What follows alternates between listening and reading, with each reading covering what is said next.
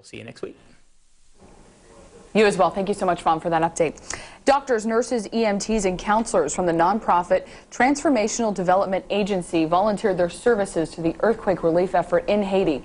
One of the team's members is from right here in Bakersfield. Dr. Ian Armstrong returned with the agency last week. He donated his surgical expertise as a head trauma surgeon to help victims of this tragic quake, and he's joining us this morning to share his experiences. I've got to speak to you just for about 5 minutes here, and unbelievable what you've seen. Thank you so much for joining us this morning, and welcome. Sure. Thank you. Welcome. Let's talk first about your expertise. You went out there to help with head trauma.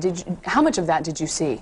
I went as a neurosurgeon for head trauma and spine surgery. My niche is trauma neurosurgery, and we saw quite a bit. One of my goals was to set up a neurocare unit at the University of Miami Hospital, which is down there, and we saw quads, paraplegic, fractured necks, broken backs.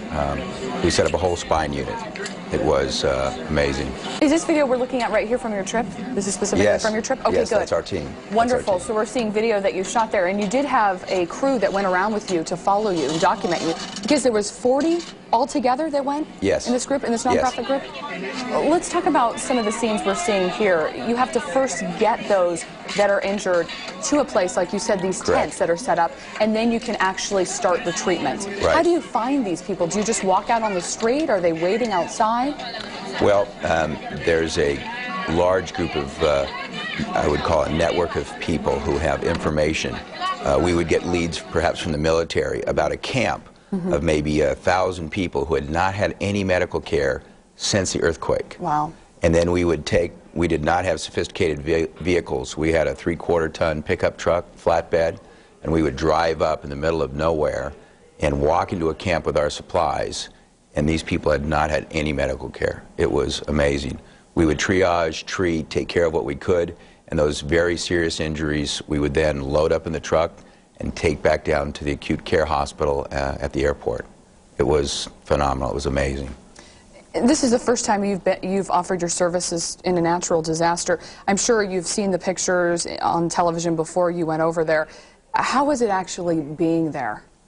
Well, I must say that I've watched the news coverage, obviously, before I went over there, and the lens just does not capture what's going on. The devastation, when you're there, it is all around you. It goes for miles, and the tent cities go for miles. It's just incredible. So I would say that when I first arrived there, even being prepared by the great news coverage, I just did not expect it to be completely devastated. Everything is gone.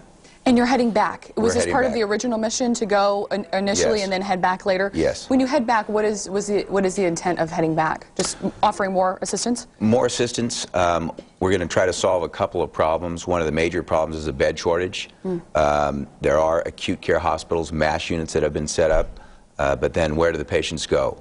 So we're setting up skilled nursing facilities in churches or an orphanage. It's not much of a skilled nursing facility, but it's nurses in a warehouse and medical supplies. We'll also be looking at different diseases. What we saw this time was acute trauma, a lot of amputations, a lot of severe injuries.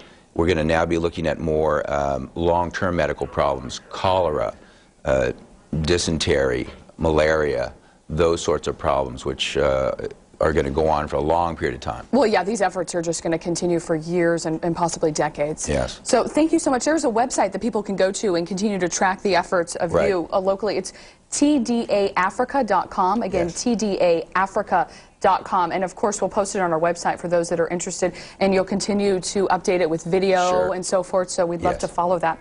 Dr. Ian Armstrong, thank you so much for coming in and sharing your experience. Thank you. Thank you. We'll be right back after this.